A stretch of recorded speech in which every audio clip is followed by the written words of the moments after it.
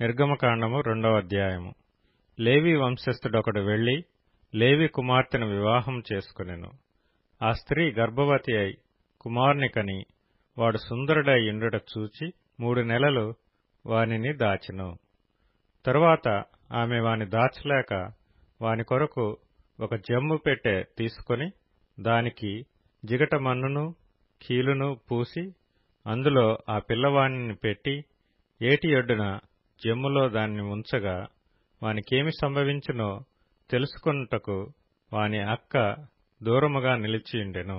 ఫరో కుమార్తె స్నానము చేయుటకు ఏటికి వచ్చెను. ఆమె పనికత్తెలు ఏటి ఒడ్డున నడుచుచుండగా ఆమె నాచులోని ఆ పెట్టెను చూచి తన పనికత్తెనొకతిని పంపి దాని తెప్పించి తెరచి ఆ పిల్లవాని చూచినప్పుడు ఆ పిల్లవాడు ఏడ్చుచుండగా చూచి వాని యందు కనికరించి వీడు హెబ్రీల పిల్లలలో నొకడనెను. అప్పుడు వాని అక్క ఫరో కుమార్తెతో, నీ కొరకు ఈ పిల్లవాని పెంచుటకు నేను వెళ్లి హెబ్రీ స్త్రీలలో ఒక దాదిని పిలుచుకొని వత్తునా అనెను. అందుకు ఫరో కుమార్తె వెళ్ళుమని చెప్పగా ఆ చిన్నది వెళ్లి ఆ బిడ్డ తల్లిని పిలుచుకొని వచ్చెను. ఫరో కుమార్తె ఆమెతో, ఈ బిడ్డను తీసుకొని పోయి నా కొరకు వానికి పాలిచ్చి పెంచుము, నేను నీకు జీతమిచ్చెదనని చెప్పగా ఆ స్త్రీ ఆ బిడ్డను తీసుకొని పోయి పాలిచ్చి పెంచెను.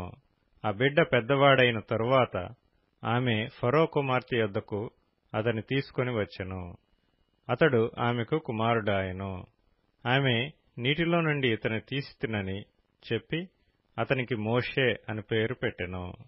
ఆ దినములలో మోషే పెద్దవాడై తన జనుల యొద్దకు పోయి వారి భారములను చూచెను. అప్పుడు అతడు తన జనులలో ఒక హెబ్రీయుని ఒక ఐగుప్తీయుడు కొట్టగా చూచెను.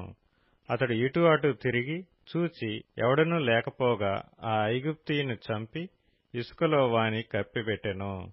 మరునాడు అతడు బయట నడిచి వెళ్ళుచుండగా హెబ్రీయులైన మనుషులిద్దరూ పోట్లాడుచుండిరి.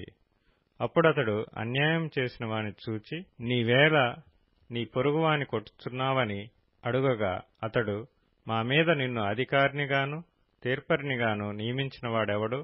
నీవు ఆ ఐగుప్తీయుని చంపినట్లు నన్నును చంపవలనని అనుకొనుచున్నావా అనెను. అందుకు మోషే నిశ్చయముగా ఈ సంగతి బయలుపడిననుకొని భయపడెను. ఫరో ఆ సంగతి విని మోషేను చంపచూచెను గాని మోషే ఫరో ఎదుట నుండి పారిపోయి మిద్యాను దేశంలో నిలిచిపోయి ఒక బావి యొద్ద కూర్చుండెను. మిద్యాను యాజకునికి 7 కుమార్తెలుండిరి. వారు వచ్చి తమ తండ్రి మందకు పెట్టుటకు నీళ్లు చేది తొట్లను నింపుచుండగా మంద కాపరులు వచ్చి వారిని తోలివేసిరి. అప్పుడు మోషే లేచి వారికి సహాయం చేసి మందకు నీళ్లు పెట్టెను.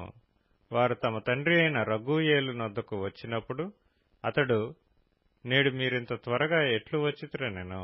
అందుకు వారు, ఐగుప్తీయుడొకడు మందకాపరుల చేతిలో నుండి మమ్మును తప్పించి వడిగా నీళ్లు చేది మన మందకు పెట్టెననగా అతడు తన కుమార్తెలతో, అతడెక్కడా? ఆ మనిషిని ఏల విడిచి వచ్చితిరి?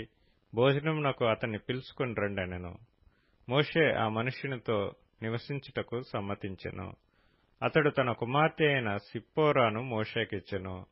ఆమె ఒక కుమారుని కన్నినప్పుడు మోషే, నేను అన్యదేశంలో పరదేశినై ఇంటిననుకొని వానికి గెర్షోము అని పేరు పెట్టెను. అలాగున అనేక దినములు జరిగిన మీదట ఐగుప్తు రాజు చనిపోయెను.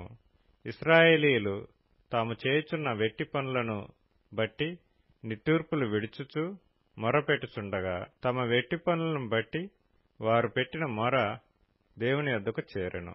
కాగా దేవుడు వారి మూలుగును విని అబ్రాహాము, ఇస్సాకు, యాకోబులతో తాను చేసిన నిబంధనను జ్ఞాపకం చేసుకొనెను. దేవుడు ఇశ్రాయేలీయులను చూచెను.